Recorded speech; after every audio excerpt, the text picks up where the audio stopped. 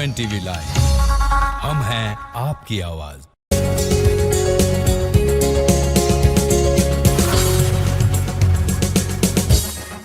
नमस्कार, UNTV live के उत्तराखंड एक नजर कार्यक्रम में आप सभी का स्वागत है। मैं हूं प्रगति पचोली। चलिए जल्दी से एक नजर डाल लेते हैं उत्तराखंड की आज की कुछ अहम खबरों पर। खबरों में सबसे पहले बात कर लेते हैं सत्ताधारी दल भारतीय जनता पार्टी की। आज देश भर में बीजेपी अपना 44वां स्थापना दिवस मना रही है। ऐसे में उत्तराखंड की राजधानी देहरादून स्थित बीजेपी प्रदेश मुख्यालय में भी कार्यकर्ताओं ने धूमधाम से बीजेपी का 44वां स्थापना दिवस मनाया। इस दौरान कार्यक्रम में प्रधानमंत्री नरेंद्र मोदी ने भी वर्चुअल माध्यम से जुड़कर पार्टी कार्यकर्ताओं को संबोधित किया। वहीं मौके पर मौजूद उत्तराखंड के मुख्यमंत्री पुष्कर सिंह धामी ने सभी बीजेपी कार्यकर्ताओं को पार्टी स्थापना दिवस और हनुमान जन्मोत्सव की शुभकामनाएं दी। आदरणीय प्रधानमंत्री जी का आज बहुत ही प्रेरणादायी संबोधन सभी कार्यकर्ताओं के लिए हुआ है। केवल उनके संबोधन में कि भारतीय जनता पार्टी केवल चुनाव तक सीमित नहीं है, चुनाव जीतने तक सीमित नहीं है। हम उत्तराखंड के अंदर भी माननीय प्रधानमंत्री जी के प्रेरक उद्बोधन से प्रेरित होकर जन जन का विश्वास जीतने का काम करेंगे, जन जन का दिल।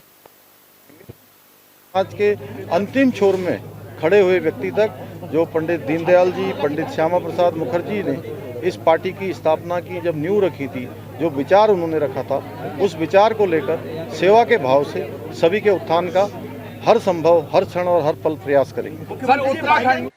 अब बात कर लेते हैं NCERT की। NCERT की ओर से अपने पाठ्यक्रमों से मुगलों का इतिहास, महात्मा गांधी के हत्या की घटना, गुजरात दंगे, आपातकाल का समय और नक्सली आंदोलन हटा दिया गया है, जिसकी वजह से अब देश के साथ ही प्रदेश में भी राजनीति गर्मा गई है।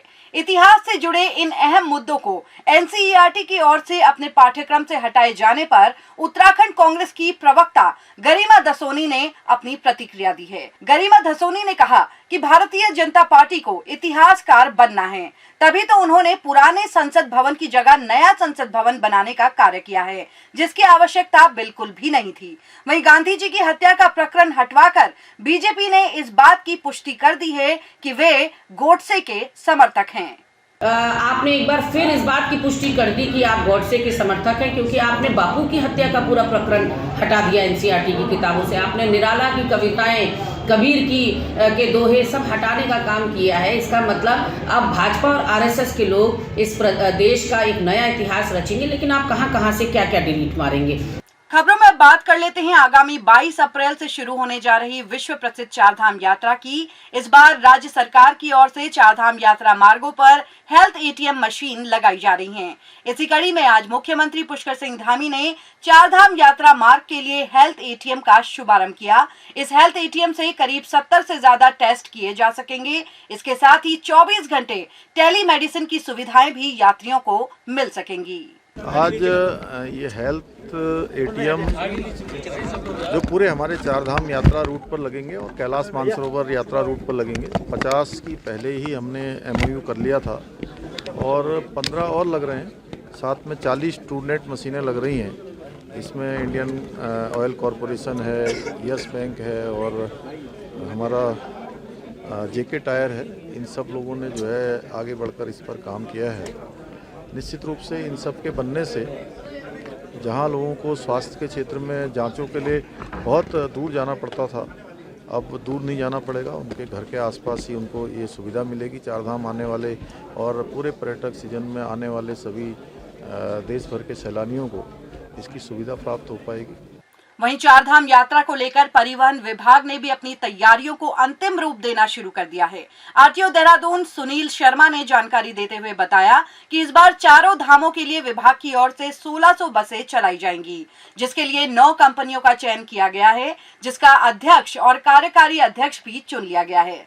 इसके साथ ही उन्होंने बताया कि कॉमर्शियल वाहनों के लिए ग्रीन कार्ड बनाने की प्रक्रिया भी 3 अप्रैल से शुरू हो चुकी है। अब तक 50 ग्रीन कार्ड बनाए भी जा चुके हैं। यहाँ आपकी जानकारी के लिए यह भी बता दें कि पिछली चारधाम यात्रा में कुल 20,303 ग्रीन कार्ड बनाए गए थे, जिसमें 12,000 ग्रीन कार्ड लोकल लोगों ने बनवाए थे।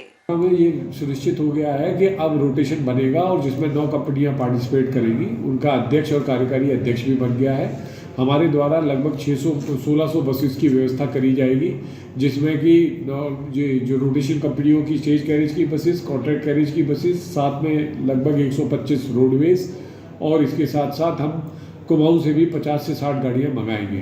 अगर और जो आवश्यकता पड़ेगी तो अन्य राज्यों से भी हम वाहनों की व्यवस्था करेंगे। बीते दिनों प्रदेश में हुई बारिश और ओलावृष्टि से किसानों को काफी बड़ा नुकसान हुआ है, जिसके आकलन के लिए कृषि मंत्री गणेश जोशी ने आज विभागीय अधिकारियों के साथ बैठक की। बैठक में किसानों को प्रधानमंत्री फसल बीमा योजना के तहत किस तरह से मुआवजा दिया जा सकता है, इन तमाम बिंदुओं पर चर्चा की गई। कृषि मंत्री गणेश जोशी ने बताया कि प्रदेश में 35,618 हेक्टेयर कृषि भूमि में ओलावृष्टि से नुकसान हुआ है, जिसे लेकर सरकार गंभीर है। अतिवृष्टि से जो क्षति हमारे प्रदेश में फसलों की हुई है, उसका क्षेत्रफल 35,618 हेक्टेयर है। और उस क्षति के क्षेत्र में से जो आपदा के मानक हैं कि 33% से अधिक अगर क्षति होती है तो वो उसके मानक में आते हैं। उसका क्षेत्रफल 7,403 हेक्टेयर है।